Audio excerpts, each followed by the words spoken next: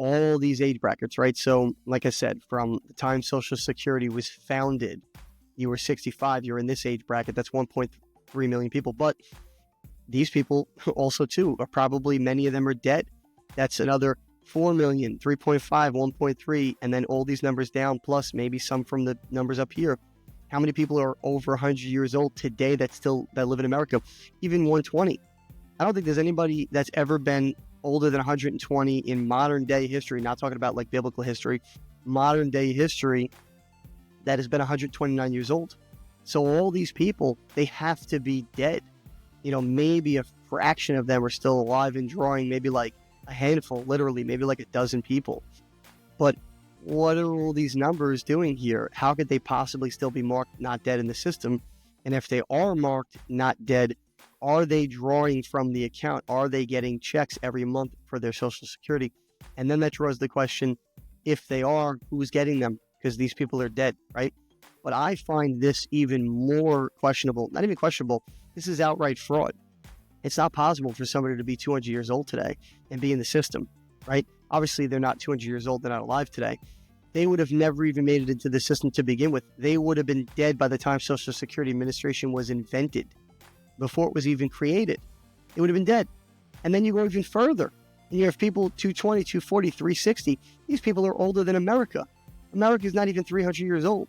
How could they possibly be in a system that was created in the 1930s, that they were older than the country that founded the system?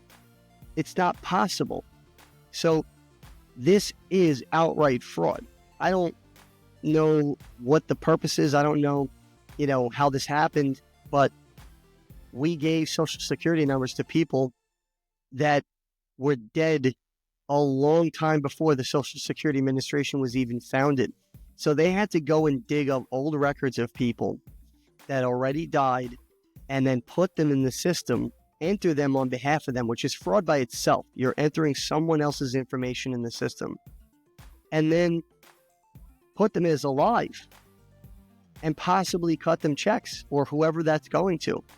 This right here, 200 and down, that's fraud. There's no other way to explain this. These people would not have been alive at the founding of this Social Security Administration. So it's not these numbers right here, this 1,000 and another 1,600 and change. You're talking almost 2,000 people are getting Social Security checks from the government with people's information that never were in the system, that was manually put in at some point by someone. So this is the red flag right here, 200 and down. That's the big red flag. It's not possible. It's not just because these people are older than the country. It's because they would have never even put themselves in the system because they were not alive when the system started. That's the big fraud right here. So I'm not saying, we should be, freaking out over 1,600 people or so, but somebody in the government is complicit, involved in entering dead people's information. For sure. It's without a doubt now, because they would have never been able to do it themselves. Somebody in the government entered these people's information in, generated them Social Security numbers, and did it for a reason. You don't just do that by accident, because how do you get the records, right? It's not like you could accidentally punch in the wrong number for the Social Security number and you bring up somebody else who died already. They never had Social Security numbers. They were dead before the administration started.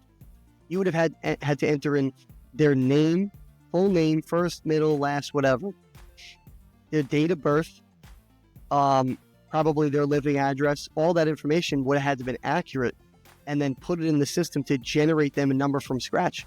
So there's no way this could have been a mistake. This is fraud right here.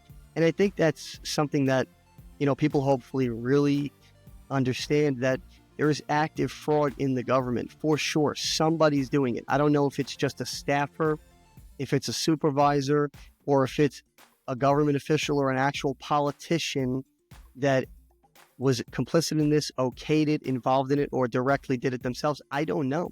But 200 down is for sure fraud. It's impossible. They can't be in the system at all. You can make an argument for other people.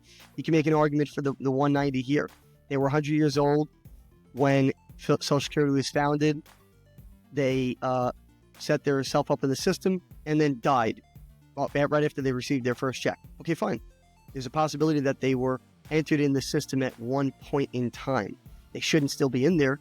They're long gone for sure. There's no way anybody's 199 years old today, and they need to be removed from this. But fine, maybe they were entered in at one point. There's absolutely zero chance these people were entered in to the Social Security Administration at any point ever in American history.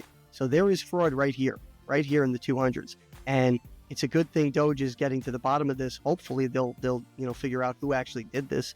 But for sure, there's no arguing. That's fraud.